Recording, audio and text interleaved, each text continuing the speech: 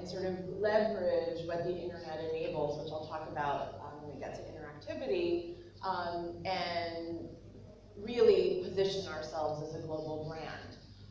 Within a year and a half, in June of 2014, we launched Quartz India, which probably most of you who are here are familiar with, and I just have that version up over here. And India is a very important market to us, and I'm feeling like from everything Ben said that we should be doing, I think it's like one thing I said, all right, I'm just going to go home and stress this message, but we seem to be on track. So again, it is lovely to be here. Our topic for today is interactivity and engagement.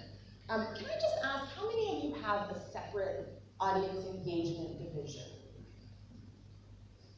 Wow, so actually my first lesson is probably already followed by most of you. I just thought we should go over some of the rules, literally, of engagement. And then I'll launch into some of the strategies to achieve some of this. I'll start with the easy and the more fun parts. And then we'll get to the hard part, which is changing your newsroom or your news organization's culture. The first, which is a part of that culture, is that engagement is not a separate function in a newsroom. That really everybody who is brought on needs to see engagement as a core part of their jobs.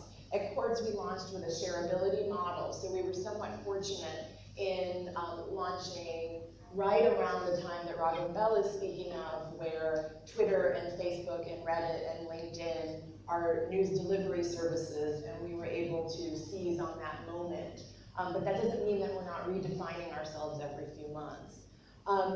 Engagement is something that we talk to every reporter who's hired about, and we basically let them know that our readers have come to expect this from us, that it's no longer a reporter putting out information and sort of going on to the next story, that there's a process that needs to continue.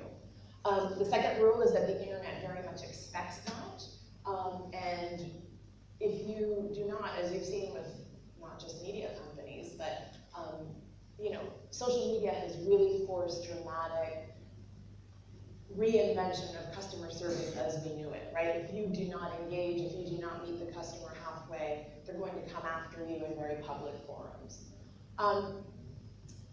We often see engagement as something that we do after the content is disseminated, and I'm going to use some examples of how we actually need to be seeing engagement as the content. I'll talk more about that shortly. The really big part of interactivity that I'm still seeing some reticence to accept is that the conversation is not happening on our pages anymore. In fact, it's not something that we have control over, and that we really do need to go meet our readers in all of the various platforms that they are engaging in.